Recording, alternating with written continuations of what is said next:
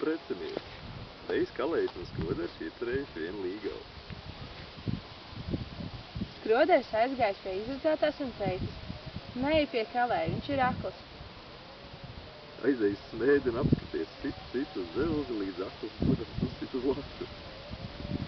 Meita aizgājusi uz smēdi un redz, sit Kalējs uz zelzi, bet pa laktu arī iet, viņam tāda moda. Meita domā, kur šī liks aklu vīru, lies labāk pie Skrodera. Bet Kalējs meitai stāstījis, ka Skroders esot traks un laulājoties katrā ziņā trakošot. Meita neticējusi. Bet kad nu Skroderi laulājuši, Kalējs aizbājis viņam aiz zābaka stilba nokaitētu dzelzi. No sākuma Skroders kratījis tikai kāju, bet tad nevarējis vairs izturēt, skrējis no baznīcas ārā un kliedzis. Deg. Tad nu brūti un citi arī noticējuši, ka viņš ir traks, un Kalējs dabūjis savu līgaviņu.